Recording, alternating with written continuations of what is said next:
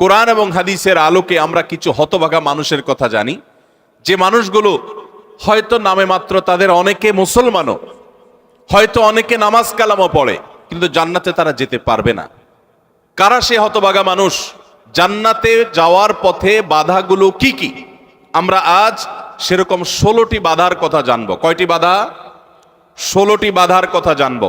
16 শ্রেণীর হতভাগা মানুষের কথা জানবো, যে হতভাগা মানুষগুলো জান্নাতে যেতে পারবে না। জান্নাতে যাওয়ার এই নেয়ামতের সৌভাগ্য লাভ থেকে তারা বঞ্চিত হবে। আল্লাহ রাব্বুল আলামিন সেরকম কপাল পড়া মানুষদের কাতারে যেন আমরা শামিল না হই, আমাদের সবাইকে সে তৌফিক দান করুন।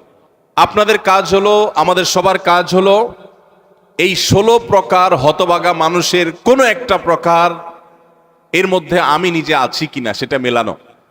যদি দেখি যে আমার মধ্যে এটা আছে, তাহলে মাহফিলের প্যান্ডেলের মধ্যে বসে, প্যান্ডেলের নিচে বসে এই মাহফিলের মাঠে থেকেই আমি নিয়ত করে ফেলবো যে এই বদভ্যাসটা, এই খারাপ জিনিসটা আমি ত্যাগ করে ফেলবো।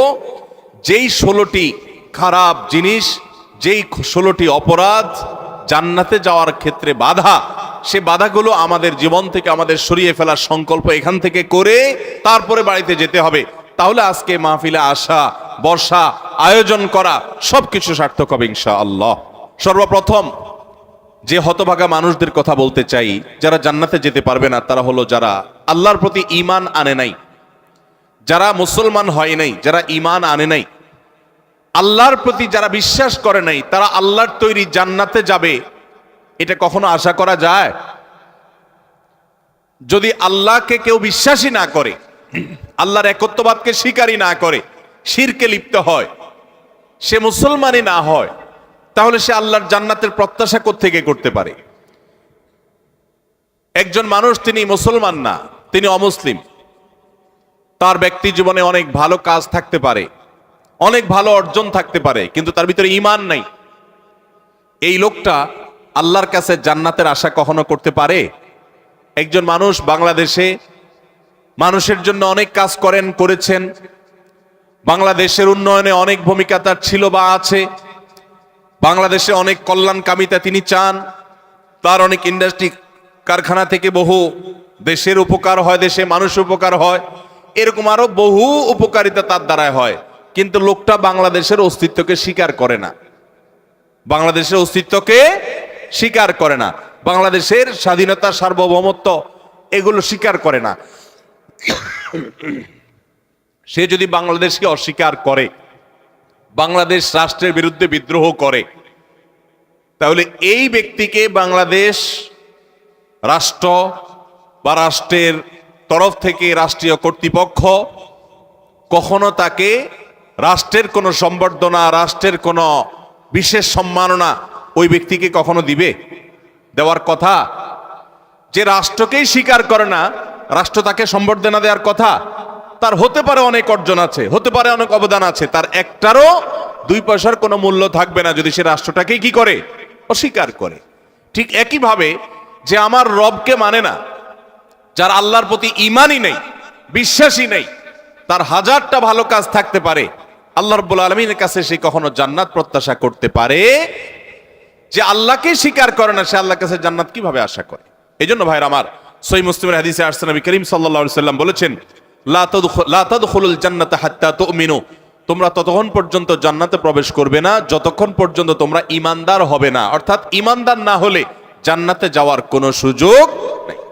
এই প্রথম শ্রেণীর মানুষ, তারা দুনিয়া থেকে যদি ঈমান ছাড়া যায়, তাহলে সেক্ষেত্রে চিরকাল তারা জান্নাতে নিষিদ্ধ থাকবে, অনন্ত অসীমকাল জাহান্নামে তারা থাকবে, জান্নাতে কখনোই আসতে পারবে না। আর বাকি 15 শ্রেণীর মানুষ যারা আছে, এরা এক সময় তাদের পাপ এবং অপরাধের প্রায়শ্চিত্ত করার পর, এর শাস্তি পাওয়ার পর আল্লাহ তাআলা চাইলে তাদেরকে জান্নাতে দিতে পারেন, এবং তাদের ঈমান যদি থাকে কোনো না কোনো সময় তারা জান্নাতে যাবে, তাদের গুনাহগুলো মাফ হওয়ার পর অথবা শাস্তি হওয়ার পর, যেহেতু তারা ঈমানদার। এটাই হলো আহলুস সুন্নাহ ওয়াল জামাতের বিশ্বাস এবং আকীদা, যে মুরতাকিবে কাবীরা, কাবীরা গুনাহ করে দুনিয়া থেকে যদি কেউ জাহান্নামী হয়ে যায়, সে চিরকাল অনন্ত অসীমকাল জাহান্নামে থাকবে না, বরং সেখান থেকে এক সময় সে বের হয়ে আসবে। এটাই আহলুস সুন্নাহ ওয়াল জামাতের আকীদা। মুতাজিলা সহ কিছু ভ্রান্ত ফেরকার মানুষের বিশ্বাস হলো যে জাহান্নামে একবার যে যাবে সে চিরকাল সেখানে থাকবে। বিভিন্ন আয়াতের অপব্যাখ্যা তারা করে থাকেন। যাই হোক, তাহলে প্রথম শ্রেণীর কথা আমরা জানলাম, যারা জান্নাতে নো এন্ট্রি, তাদের জান্নাতে প্রবেশের সুযোগ থাকবে না, তারা হলো যাদের আল্লাহর প্রতি ঈমান নাই, যারা মুসলমান না, যারা ঈমানদার না, তারা চিরকালের জন্য জান্নাতে নিষিদ্ধ থাকবে। এক নাম্বার 2, দ্বিতীয় যে প্রকারের মানুষ জান্নাতে যেতে পারবে না, বা দ্বিতীয় যে বিষয়টি জান্নাতে যাওয়ার পথে বাধা, সেটি হলো আত্মীয়তার সম্পর্ক ছিন্ন করা। রক্ত সম্পর্কীয় আত্মীয়কে যদি কেউ স্থায়ীভাবে ছিন্ন করে, তাদের সাথে সম্পর্ক যদি একবারে কাট করে ফেলে, বুখারী মুসলিম এক যুগে বর্ণনা করেছেন, নবী করিম সাল্লাল্লাহু আলাইহি ওয়াসাল্লাম বলেছেন, লা ইয়াদখুলুল জান্নাতা কাতি', আত্মীয়তার সম্পর্ক ছিন্ন করে দেয় যে, এই ব্যক্তি জান্নাতে প্রবেশ করবে না, সে জান্নাতে প্রবেশ করবে না। অতএব আত্মীয়তার সম্পর্ক যারা ছিন্ন করেছেন তারা তওবা করতে হবে। আপনার ভাই, আপনার বোন, শত বাধা হতে পারে, শত ঝামেলা হতে পারে, শত গন্ডগোল হতে পারে, আপনার চাচা, আপনার ফুফু, আপনার মা বাপ, আপনার সন্তান সন্ততি, আপনার মামা, আপনার খালা, এরা সবাই আপনার রক্ত সম্পর্কীয় আত্মীয়। এদের সাথে আপনি স্থায়ী সম্পর্ক ছিন্ন করবেন, এই সুযোগ কিন্তু ইসলাম আপনাকে রাখে নাই। হ্যাঁ, যদি এমন হয় যে তাদের সাথে সম্পর্ক রাখতে গেলে আপনার জীবন হুমকির মধ্যে পড়ে, আপনি বিপর্যস্ত হন, আপনাকে তারা ক্ষতি করে, তো শুধু ক্ষতি থেকে বাঁচার জন্য আপনি দূরে আসেন, সেটা ভিন্ন বিষয়। কিন্তু সম্পর্ক যদি একেবারে স্থায়ীভাবে ছিন্ন করেন, বিশেষ করে দুনিয়াবি ঠুনকো অজুহাতে, ঠুনকো কারণে, কোনো কারণে মনোমালিন্য হয়েছে, আর চিরকালের জন্য সম্পর্ক ছিন্ন করে দিলেন, তো এটা হারাম। এই লোক যদি নামাজিও হয়, এই লোক যদি ওয়াজ মাহফিলেও আসে, এই লোক যদি জিকির আজকারও করে, এই লোক যদি তাসবিহ তেলাওয়াতও করে, যেহেতু সে আত্মীয়তার সম্পর্ককে ছিন্ন করে ফেলেছে, এই লোক জান্নাতে প্রবেশ করতে পারবে না যতদিন না সে তওবা করে তার পাপ থেকে, অপরাধ থেকে সে ফিরে না আসছে। ভাইরা আমার, তাহলে জান্নাতে যাওয়ার ক্ষেত্রে দ্বিতীয় বড় বাধা হলো এই বিষয়টি, অর্থাৎ আত্মীয়তার সম্পর্ক ছিন্ন করা। আর প্রথম বাধার কথা বলেছি হলো বেঈমানি, কুফরি, আল্লাহর প্রতি অবিশ্বাস এবং শিরক, এগুলো জান্নাতে যাওয়ার ক্ষেত্রে সবচেয়ে বড় বাধা, স্থায়ী বাধা। আর দ্বিতীয়টি হলো আত্মীয়তার সম্পর্ক ছিন্ন করা। নাম্বার 3, চগলখড়ি করা। এই বদভ্যাস আমাদের সমাজে এখন প্রচুর পরিমাণে আছে। অনেক মানুষ আছে দেখবেন মুখে দাঁড়িয়ে আছে, মাথায় টুপিও আছে, হয়তো নামাজ কালামও পড়ে, কিন্তু চগলখড়ির বদ অভ্যাস আছে, এই চরিত্রটা আছে যে আমার কাছে এসে ওনার বদনামি করবে, ওনার কাছে গিয়ে আমার বদনামি করবে, আমার কাছে এসে আমাকে পামপট্টি দিবে, ওনার কাছে গিয়ে ওনারে পামপট্টি দিবে। এরকম লোক আছে না নাই? ঘরে ঘরে, আল্লাহ মাফ করুন, আমাদের অনেকের মধ্যে এই চরিত্রটা আছে না নাই? নবী করিম সাল্লাল্লাহু আলাইহি সাল্লাম এই চগলখড়ি সম্পর্কে সহিহ মুসলিম বর্ণিত হাদিসে বলেছেন, লা ইয়াদখুলুল জান্নাতা নাম্মাম, চগলখোর জান্নাতে প্রবেশ করবে না। জান্নাতে প্রবেশের ক্ষেত্রে আরেকটি বড় বাধা, আরেকটি বড় দেয়াল, আরেকটি বড় প্রাচীর হলো এই চগলখড়ির চরিত্র। ভাইরা আমার, আসুন তওবা করি, চগলখড়ি করব না। কারোর ভালো কিছু পেলে সেটা তার পেছনে অন্যদের কাছে বলবো, আর মন্দ কিছু হলে তার সামনে বলবো। তার সামনে এসে একরকম, তার পেছনে গিয়ে আরেক রকম, সামনে এসে তার প্রশংসা, পেছনে গিয়ে তার দুর্নাম। এই দুশ্চরিত্র অনেক অনেক নেকামলকারী মানুষ, নামাজ কালামওয়ালা মানুষ, জিকির আজকারওয়ালা মানুষ, অনেক ইসলামের কাজ করেওয়ালা মানুষ, দাওয়াতের কাজ করেওয়ালা মানুষ, তাদের মধ্যে এই বদভ্যাস, এই দুশ্চরিত্র, এই খারাপ জিনিস আছে। ভাইরা আমার, আমরা বেশিরভাগ মানুষ চুরি করি না, ডাকাতি করি না, মদ খাই না, মানুষ হত্যা করি না, জেনা করি না, খুন খারাপি করি না, ছিনতাই রাহাজানি করি না। বেশিরভাগ মানুষ এই মাহফিলে আমরা যারা আছি, আমার কথা যারা শুনছেন, বেশিরভাগ মানুষই এই মোটা মোটা বড় বড় অপরাধগুলো আমরা করি না। কিন্তু কিছু কিছু অপরাধ আছে যেগুলো আমরা যে করি, সেগুলো অপরাধ যে আমরা জানিও না, সে বিহিত নাই, সে চিন্তাও নাই, সে ভাবলেশও নাই, এবং সেগুলো যে গুনাহ, সে গুনাহগুলোকে গুনাহ মনে করছি না, শয়তান বুঝতেই দিচ্ছে না। তার মধ্যে একটা হলো এইটা, চগলখড়ি। ঘরে ঘরে, জনে জনে দেখবেন এই বদভ্যাস, যে সামনে একরকম, পিছনে আরেক রকম, নেফাকি এবং কপটতা আজ জনে জনে ভরে গেছে। আল্লাহ তাআলা আমাদের সবাইকে জান্নাতে যাওয়ার ক্ষেত্রে এত বড় বাধা, এই বাধাকে আল্লাহ তাআলা আমাদেরকে অতিক্রম করার তৌফিক দান করুন। এই বাধা অতিক্রম করার উপায় কি ভাই? উপায় হলো এখনই তওবা করবেন। আমি জীবনে কখনো কারোর সামনে গিয়ে একরকম আরেক রকম, এই মুনাফিকি আমি করব না, এই কপটতা আমি করব না, এই 2 নম্বরে আমি করব না, এই প্রতারণা আমি করব না, কোনো মানুষের সামনে গিয়ে ভালো সাজবো, পেছনে গিয়ে দুর্নাম করব না, আরেকজনের কাছে গিয়ে তার দুর্নাম করা, আর আবার তার কাছে গিয়ে আরেকজনের দুর্নাম করা, অর্থাৎ দুজনের মধ্যে লাগালাগি করে দেওয়ার জন্য যে ভূমিকা, সেই ভূমিকা অবতীর্ণ হওয়া, এই চগলখড়ি, এটা হলো জান্নাতে যাওয়ার ক্ষেত্রে তৃতীয় বড় বাধা। চগলখোর সে জান্নাতে নো এন্ট্রি থাকবে। আল্লাহ তাআলা আমাদের সবাইকে বদঅভ্যাস পরিত্যাগ করার তৌফিক দান করুন। নাম্বার 4, প্রতিবেশীকে যে কষ্ট দেয়, এই লোকও জান্নাতে যেতে পারবে না। জান্নাতে যাওয়ার ক্ষেত্রে বড় বাধা হলো এই বদঅভ্যাস এবং খারাপ জিনিস, এই অপরাধ, প্রতিবেশীকে কষ্ট দেওয়া। এটাকেও আমরা অনেকে গুনাহের কাজ মনে করি না। অনেক লোক আছে দেখবেন, গোটা দুনিয়ার সব মানুষের সাথে তার সম্পর্ক ভালো, কিন্তু নিজের প্রতিবেশীর সাথে সম্পর্কটা কি নাই? ভালো নাই। আছে না নাই? নিজের পাশের জমিদার দেখা যায় আইলটা তার জমির দিকে ঠেলা হয়। আছে না নাই? তাহলে এটা প্রতিবেশী হক আদায় হলো না হক নষ্ট হলো? আরেকজনের সীমানার বরাবর গিয়ে এমন গাছ লাগাইলেন ইচ্ছাকৃতভাবে, যাতে করে গাছের গোড়াটা আপনার এখানে থাকে আর গাছের ডালগুলার সব গিয়ে তার জমিতে পড়ে। আছে না নাই? অনেক ভালো ভালো মানুষ, অন্যান্য দিক থেকে ভালো, এরকম অনেক মানুষ এই কাজ করে কি করি না আমরা?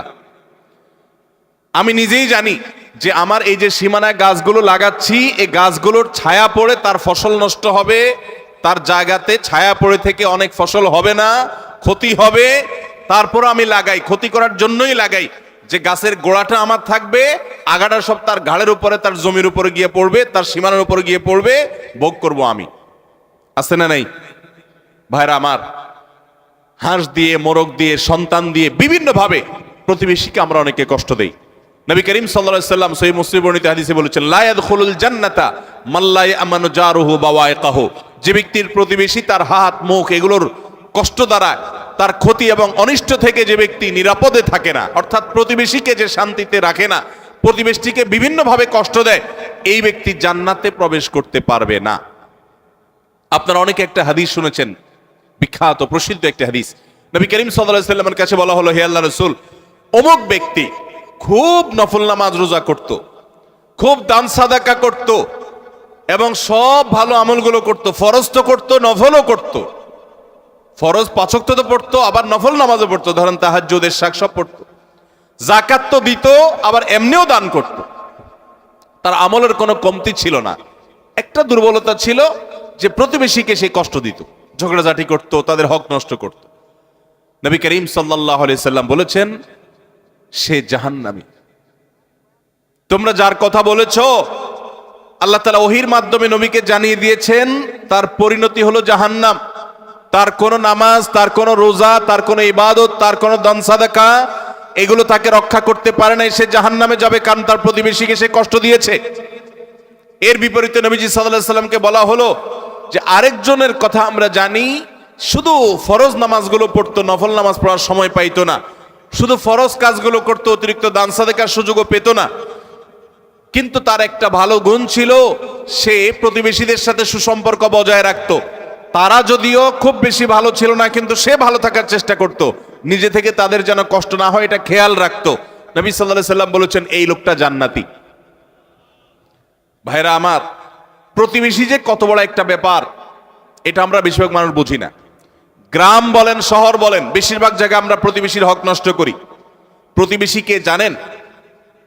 আপনার রক্ত সম্পর্কীয় আত্মীয়, যেমন মা বাবা, সন্তান সন্ততি, ছেলে মেয়ে, ভাই বোন, একেবারে এ ক্লাসের আত্মীয়, যারা এ ক্লাসের প্রথম সারির, যারা রক্ত সম্পর্কীয়, আপনার বাবার দিককার, বাপ মা, ছেলে মেয়ে, ভাই বোন, চাচা ফুফু, এদেরকে বলা হয় এ ক্লাসের আত্মীয়, একদম প্রথম শ্রেণীর। এই আত্মীয়দের পরে সবচেয়েতে যার হক আপনার কাছে সবচেয়ে বেশি, তারা হলো আপনার প্রতিবেশী। বেশিরভাগ ক্ষেত্রে দেখবেন প্রতিবেশীর সাথে সম্পর্ক ভালো নাই, আইল ঠেলাঠেলি, গন্ডগোল, ফাসাদ, ঝগড়াঝাটি, মারামারি, গ্রামে এক ধরনের, শহরে আরেক ধরনের। শহরে ধরেন ধুমধাড়াক্কা গানের ভলিউম দিয়ে আশপাশের প্রতিবেশীকে কষ্ট দিচ্ছেন, ময়লাটা বের করে আপনি আপনার দরজার সামনে রাখছেন, প্রতিবেশী বের হয়ে নাকে হাত দিতে হয়েছে, আপনার জুতাগুলো তার ফ্ল্যাটের সামনে চলে গেছে, তাকে আপনি কষ্ট দিচ্ছেন। আপনার বিল্ডিং এর পাশের জায়গাটা খালি আছে, ময়লাটা সেখানে ফেলতেছেন, আপনার বাচ্চাদেরকে দিয়ে তারে কষ্ট দিচ্ছেন। গ্রামে দেখা যায় হাঁস মুরগি দিয়ে প্রতিবেশীকে কষ্ট দিচ্ছেন, আপনার ছাগল গিয়ে তার জিনিসপত্র খেয়ে ফেলছে, আপনার বাচ্চারা গিয়ে তাকে ডিস্টার্ব করছে, আপনার গাছগুলো গিয়ে ছায়া হয়ে তার জায়গাতে ক্ষতি করছে, তার জায়গা বরাবর আপনি পুকুর কাটতেছেন যাতে করে ভেঙে আপনার এখানে পড়ে। এক কথায় নানাভাবে আমরা প্রতিবেশীকে ক্ষতিগ্রস্ত করছি। এমনকি অনেক মানুষ অন্য অনেক ক্ষেত্রে প্র্যাকটিসিং মুসলমান হওয়ার সত্ত্বেও এই কাজটা করছে। নবী সাল্লাল্লাহু আলাইহি সাল্লাম বলেছেন, খবরদার, যে ব্যক্তি প্রতিবেশীকে কষ্ট দেয়, প্রতিবেশী তার হাত মুখ দ্বারা কষ্ট পায়, এই লোক জান্নাতে যেতে পারবে না। তাহলে 4 নম্বর আমরা পেলাম, জান্নাতে যাওয়ার ক্ষেত্রে বাধা হলো প্রতিবেশীকে কষ্ট দেওয়া। আল্লাহ তাআলা এই বদঅভ্যাস এবং এই গুনাহ থেকে, অপরাধ থেকে আমাদেরকে বেরিয়ে আসার তৌফিক দান করুন। নবী করিম সাল্লাল্লাহু আলাইহি সাল্লাম বলেছেন, প্রতিবেশী সম্পর্কে জিবরিল আমাকে এত বেশি সাবধান করেছে যে আমার মনে হচ্ছিল জিবরিল না জানিয়ে এসে বলে, আপনার মৃত্যুর পর আপনার সম্পদে বাবা মা ছেলে মেয়ে যার যার সম্পদের ভাগ আছে, এর মধ্যে প্রতিবেশীর একটা ভাগ আছে। এইটা না জানি কখন বলে, আমি সেই চিন্তা করছিলাম। কারণ এতবারে সে জিবরিল আমাকে সাবধান করছে যে খবরদার, প্রতিবেশীর ব্যাপারে কেয়ারফুল থাকতে হবে, সতর্ক থাকতে হবে। আমরা সতর্ক থাকবো তো ইনশাআল্লাহ। নাম্বার 5, অহংকারী ব্যক্তি, যে অহমিকা দেখায়, দম্ভ করে, গরিমা নিয়ে চলে, মানুষকে মানুষ মনে করে না। কারোর টাকার গরম আছে, কারোর নাম যশ খ্যাতির গরম আছে, কারোর ক্ষমতার গরম আছে। আল্লাহ তাআলা এক একজনকে এক একটা দিয়ে পরীক্ষা করেন। এগুলোর মাধ্যমে যারা অহংকারী হয়ে যায়, এগুলোর কারণে যারা অহংকারী হয়ে যায়, এই অহংকারী ব্যক্তি কখনো জান্নাতে যাবে না। সহিহ মুসলিমের হাদিসে আসছে, নবী করিম সাল্লাল্লাহু আলাইহি ওয়াসাল্লাম বলেছেন, লা ইয়াদখুলুল জান্নাতা মান কানা ফি কলবিহি মিসকালু যাররাতিন মিন কিবরিন। যেই ব্যক্তির অন্তরে যাররা পরিমাণ অহংকার থাকবে, দম্ভ থাকবে, এই মুতাকাব্বির অহংকারী ব্যক্তি জান্নাতে কখনো প্রবেশ করবে না। আল্লাহ রাব্বুল আলামিন হাদিসে কুদসিতে বলেছেন, অহংকার হলো আমার চাদর। অহংকার হলো কার চাদর ভাই? আল্লাহ তাআলার চাদর। এই চাদর নিয়ে যদি কেউ টানাটানি করে, আল্লাহ রাব্বুল আলামিন তাকে ছিন্ন বিচ্ছিন্ন করে ছাড়বেন, তাকে আল্লাহ তাআলা কখনো জান্নাত দিবেন। এই জন্য ভাইরা, সবসময় বিনয়ী হয়ে থাকতে হবে। জান্নাতি লোকদের কিছু মার্কা আছে, এর ভিতরে একটা মার্কা হলো তারা বিনয়ী থাকবে, মাটির মানুষ হয়ে থাকবে, নিরীহ হয়ে থাকবে। তাদের উপরে সবাই চড়াও হতে চাইলেও তারা চড়াও হবে না, অর্থাৎ বিনম্র থাকবে। এটা জান্নাতি লোকদের মার্কা। এই জন্য ভাইরা বিনয়ী হতে হবে। 5 নম্বর, যারা জান্নাতে যেতে পারবে না, জান্নাতে যাওয়ার ক্ষেত্রে বাধা হলো অহংকার, সে অহংকারী মানুষ। 6 নম্বর হলো প্রতারক। 7 নম্বর হলো দান করে খোটা দেয় যে সে। আর 8 নম্বর হলো কৃপণ। আর এই তিনটি তিরমিজি বর্ণিত হাদিসে বর্ণিত হয়েছে। নবী করিম সাল্লাল্লাহু আলাইহি ওয়াসাল্লাম বলেছেন, লা ইয়াদখুলুল জান্নাতা খাব্বুন ওয়ালা মান্নানুন ওয়ালা বখিল। যে ব্যক্তি কাউকে প্রতারণা করে, ধোঁকা দেয়। এখন আমাদের সমাজে মুসলমানদের মধ্যে ধোঁকা দেনওয়ালা মানুষের সংখ্যা কি কম না বেশি? দোকানদার বলেন, ব্যবসায়ী বলেন, চাকরিজীবী বলেন, যার কথাই বলেন, এমনকি নেতারা বলেন, জনগণকে ধোঁকা দেয়। ঠিক না ভাই? ঠিক। সবাই যার যার জায়গা থেকে কে কাকে ল্যাং মারবে, কে কাকে ধোঁকা দিবে, এটাই হলো আমাদের কাজ এখন। অথচ ধোঁকাবাজ, প্রতারক, চিটার, বাটপার, এই লোকগুলো কখনো জান্নাতে যেতে পারবে। নবী করিম সাল্লাল্লাহু আলাইহি ওয়াসাল্লাম এই হাদিস বলছে যে প্রতারক জান্নাতে যাবে না। দ্বিতীয়ত, মান্নান, অর্থাৎ দান করে যে খোটা দেয়, এই লোকও জান্নাতে যেতে পারবে না। দান করে খোটা দেওয়ার বদভ্যাস আছে না নাই আমাদের অনেকের? দান করেছেন আল্লাহকে খুশি করার জন্য, যদি আপনি খোটা দেন তাহলে আপনার দান বরবাদ হয়ে যায়, ওটা নষ্ট হয়ে যায়। আল্লাহ বলেছেন, লা তুবতিলু সাদাকাতিকুম বিল মান্নি ওয়াল আযা। তোমরা দান করার পর খোটা দিয়া, কষ্ট দিয়া, যাকে দান করছো তাকে কষ্ট হয় এরকম কথা বলে ওই দানকে বরবাদ করে দিও না। আমরা অনেকে এই কাজ করি। দান করেছেন, ওই ব্যক্তির কাছ থেকে থ্যাঙ্কসের আশাও করবেন না। থ্যাঙ্কস মানে কৃতজ্ঞতা, সে আদায় করবে, শুকরিয়া দিবে, সে আপনার স্বীকৃতি দিবে, এই আশাটাও আপনি করতে যাবেন না। আল্লাহ কোরআনে কারীমে সূরা দাহরের মধ্যে জান্নাতি এবং নেককারদের বৈশিষ্ট্য বলতে গিয়ে বলেছেন, ওয়া ইউতঈমুনা আত-তাআমা আলা হুব্বিহি মিসকিনাও ওয়া ইয়াতীমান ওয়া আসীরা।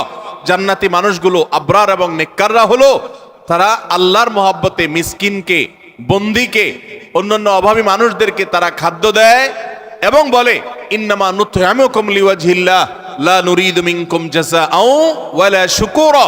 তারা বলে, আমরা আল্লাহর জন্য তোমাদেরকে খাদ্য দিচ্ছি, তোমাদের কাছ থেকে এর কোনো ফিডব্যাক, বিনিময় তো চাই না, এমনকি শুকরিয়া, তোমরা যে আমাদেরকে থ্যাঙ্কস বলবা সেটা পর্যন্ত আমরা আশা করি না, দরকার নেই। আল্লাহর কাছে এইভাবে সওয়াবের আশা করা, বান্দার কাছে খোটা না দেওয়া 7 নম্বর। 8 নম্বর হলো কৃপণতা। এটা জাহান্নামের যাওয়ার অন্যতম বড় মাধ্যম এবং জান্নাতে যাওয়ার ক্ষেত্রে বাধা হলো কৃপণতা। নবী করিম সাল্লাল্লাহু আলাইহি সাল্লাম কৃপণ ছিলেন না, তার অনেক সম্পদ ছিল না, কিন্তু যা ছিল সেটা অকাতরে তিনি দান করতেন। তার যে দানশীলতা, আম্মা জান আয়েশা রাদিয়াল্লাহু তাআলা বলতেন যে তিনি দানশীলতা তার বিশেষ করে রমজান এলে এমন বেড়ে যেত যে মুক্ত বাতাসের মতো, যে চাইতো তাকেও দিত, যে চাইতো না তাকেও দিত, সর্বত্র তার দান ছড়িয়ে যেত। এবং দান করতে করতে সব শেষ করে অনেক সময় বাসায় যেতেন, তার নিজের জন্য কিছুই রাখতেন না। এইভাবে তিনি দানশীল ছিলেন। তো নবী সাল্লাল্লাহু আলাইহি সাল্লাম কৃপণতা থেকে পানা চেয়েছেন। আমরা অনেকেই কিন্তু কৃপণ, আল্লাহ অনেক সম্পদ দিয়েছে কিন্তু খরচ আমরা করতে চাই না। নবীজি পানা চাইছেন, আল্লাহুম্মা ইন্নী আউযু বিকা মিনাল বুখলি ওয়াল জুবন, আল্লাহ আপনার কাছে কৃপণতা থেকে পানা চাই। ভাইরা আমার, তাহলে জান্নাতে যাওয়ার ক্ষেত্রে 8 নম্বর বাধা হলো কৃপণতা। কৃপণ সে জান্নাতে এন্ট্রান্সের সুযোগ পাবে না। 9 নম্বর, ঘুষ দাতা এবং ঘুষ গ্রহীতা। যে ঘুষ দেয় সে যদি একান্ত নিরুপায় হয়ে দেয়, এমন কাজ যে কাজ না হলে তার জীবন বাঁচে না, অনেক জটিল প্রয়োজন, এরকম প্রয়োজনে সে যদি ঘুষ দিতে বাধ্য হয়, ঘুষ দেওয়া ছাড়া তার কোনো উপায় না থাকে, তাহলে ওই ব্যক্তিকে মাজুর হিসেবে আল্লাহ তাআলা মাফ করবেন আশা করা যায়। কিন্তু সচরাচর আমরা দেখা যায় আজকাল যেসব ক্ষেত্রে ঘুষ দিয়ে সুবিধা নেই, ওটা না নিলে আমি যে মরে যাব এরকম না, আমি ইচ্ছা করলে হারামটা নাও করতে পারি। আবার অনেক ক্ষেত্রে আমার বৈধ জিনিসটাকেই আমি অবৈধভাবে পাওয়ার জন্য আমি ঘুষ দিচ্ছি। তো এই যে ঘুষ দাতা, ঘুষ গ্রহীতা তো সর্বাবস্থায় অপরাধী, ঘুষ দাতাও সে অপরাধী হবে এইভাবে যদি সে ঘুষ দেয়। আপনি একটা জায়গায় কাজে যাবেন, সিরিয়াল দিয়া, সবাই সিরিয়ালে দাঁড়াইছে, আপনিও সিরিয়ালে দাঁড়াবেন, এটাই হলো নিয়ম। সবাই সিরিয়ালে দাঁড়াইছে, আপনি সিরিয়ালে দাঁড়াইতে চাচ্ছেন না, সেজন্য কি করলেন? ঘুষ দিলেন। ঘুষ দিয়া সবার আগে কাজটা করে নিয়ে আসলেন। এই যে ঘুষ দিল, এই ঘুষ দেওয়াটা সে, এটা কি সে বাধ্য হয়ে দিয়েছে? বরং এখানে যে ঘুষ খাইছে তাকে সে বাধ্য করছে। আমাদের দেশে আমরা সরাসরি শুধু ঘুষখোরদের দোষ দেই। ঘুষখোরদের তো দোষ আছেই শতভাগ, কিন্তু অনেক সময় ঘুষ যারা দেয় তাদেরও দোষ কম নাই। অনেক অফিসার আছে ঘুষ না খাইলে ক্লায়েন্টরা বরং পেরেশান হয়ে যায় যে এই স্যার, নতুন স্যার ঘুষ খায় না, তাহলে তো পেরেশানির ব্যাপার, কিভাবে 2 নম্বর এটা আদায় হবে।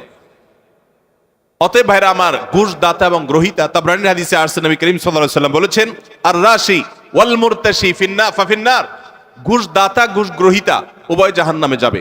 অতএব ঘুষ দিতেও খুব সাবধান, আর যারা ঘুষ খাচ্ছে তাদের কথা তো বলাই বাহুল্য। তাহলে জান্নাতে যাওয়ার ক্ষেত্রে এই ঘুষ দেওয়া নেওয়া এটা একটা বড় বাধা। আর জান্নাতি হতে পারবে না, জান্নাতে নো এন্ট্রান্স থাকবে ওই সমস্ত লোকদের যারা এটা করে। নাম্বার 10, মাতা পিতার অবাধ্য।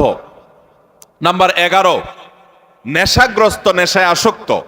এ সম্পর্কে নাসাই বর্ণিত হাদিসে আসছে নবী করিম সাল্লাল্লাহু আলাইহি ওয়াসাল্লাম বলেছেন, লা ইয়াদখুলুল জান্নাতা আকুন ওয়ালা মান্নান ওয়ালা মুদমিনু খামরিন, জান্নাতে যেতে পারবে না মা বাবার নাফরমান, মা বাবার অবাধ্য, মা বাবার সাথে বেয়াদবি করে, মা বাবার যৌক্তিক নির্দেশগুলোকে লঙ্ঘন করে। অনেক মানুষ আছে দেখবেন নামাজ কালাম পড়ে, কপালে সেজদা পড়ে গেছে, অন্য অনেক ভালো কাজ করে, কিন্তু মা বাবার প্রতি তিনি অনুগত নন, তাদের সাথে নাফরমানি করে। এই সন্তান কখনো জান্নাতে যেতে পারবে না যাবত না আল্লাহ তাআলা তাকে মাফ না করেন, অথবা তার এই পাপের প্রায়শ্চিত্ত সে না করে। অর্থাৎ এটা জান্নাতে যাওয়ার ক্ষেত্রে বাধা, মাতা পিতার নাফরমান। আর 11 নম্বর হলো মাদকে আসক্ত, যেটা এই একই হাদিসে নাসাই বর্ণিত হাদিসে আছে। মাদক আসক্ত অর্থাৎ মাদক সেবন করতে করতে এটা দেশে অভ্যস্ত হয়ে পড়েছে, এটা স্থায়ী রোগে পরিণত হয়েছে, এই লোকটাও জান্নাতে যেতে পারবে না। 12 নম্বর হলো ওই লোক যার শরীর হারাম দ্বারা গঠিত হয়েছে, যার গোশত, মাংস, রক্ত হারাম খেয়ে, হারাম উপার্জন করে করে এগুলো গঠিত হয়েছে। সেটা সুদের টাকায় হোক, সেটা ঘুষের টাকায় হোক, সেটা চুরির টাকায় হোক, সেটা দুর্নীতির টাকায় হোক, সেটা যেভাবেই হোক না কেন। এই সম্পর্কে মুসনাদে আহমদের হাদিস আছে, নবী করিম সাল্লাল্লাহু আলাইহি ওয়াসাল্লাম বলেছেন, লা ইয়াদখুলুল জান্নাতা জাসাদুন নাবাতা বিসসুহত, যে শরীর হারাম দ্বারা বৃদ্ধি হয়েছে, হারাম দ্বারা গঠিত হয়েছে, সে শরীর জান্নাতে প্রবেশ করবে না।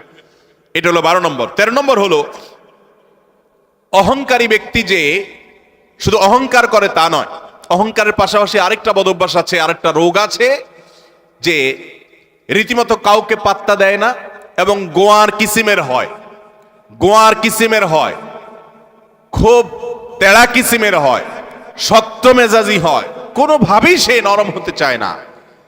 এই অতুল এবং জাওয়াজ আবু দাউদ শরীফের হাদিসের বর্ণনা মতে এই টাইপের মানুষও জান্নাতে যেতে পারবে না, যারা অনেক বেশি এরকম গোয়ার হয় এবং রূঢ় স্বভাবের হয়।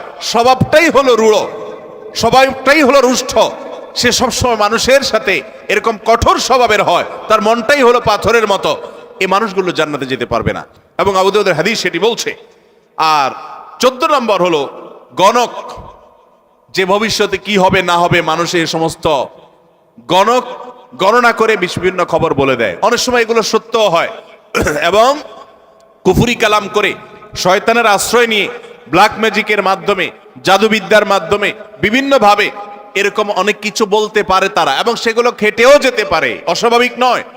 কিন্তু এই যে অসৎ উপায়ে কুফরি কালামের মাধ্যমে, জাদুর মাধ্যমে শয়তানের আশ্রয় নিয়ে ভবিষ্যৎ সম্পর্কে বলে দেয়, এই রকম গণক যারা, এরাও জান্নাতে যেতে পারবে না। এমনকি তাদের কাছে যারা যায়, যারা তাদের কথা বিশ্বাস করে, আস্থা রাখে, এদের ইবাদত পর্যন্ত একটা মেয়াদ পর্যন্ত কবুল হবে না, হাদিসে বলা হয়েছে।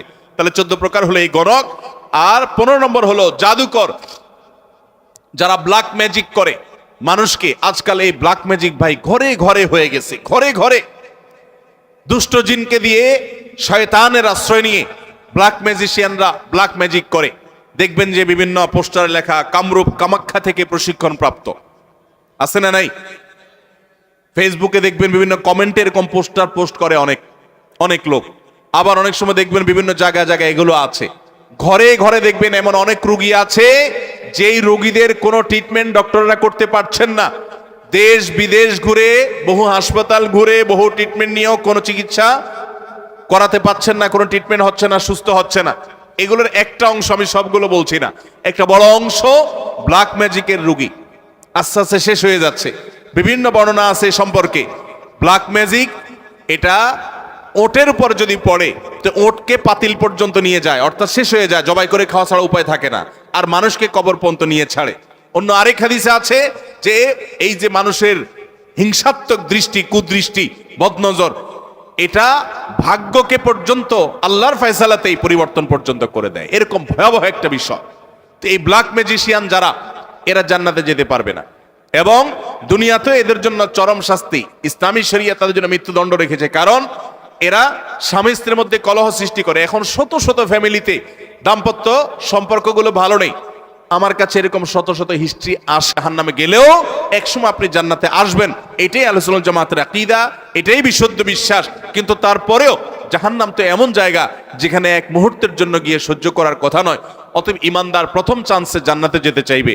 আর প্রথম চান্সে যদি জান্নাতে যেতে চান, জাহান্নামের কোনো স্পর্শ ছাড়া যদি জান্নাতে যেতে চান, তাহলে এই 16 বদঅভ্যাস থেকে, 16টি অপরাধ থেকে নিজেকে বাঁচাবার চেষ্টা করতে হবে। আল্লাহ আমাদের সবাইকে সে তৌফিক দান করুন।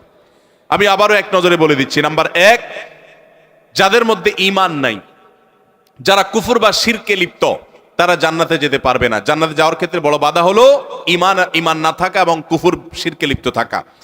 দ্বিতীয় সবচেয়ে বড় বাধা হলো আত্মীয়তার সম্পর্ক ছিন্ন করা। আত্মীয়তার সম্পর্ক ছিন্নকারী সে জান্নাতে যেতে পারবে না।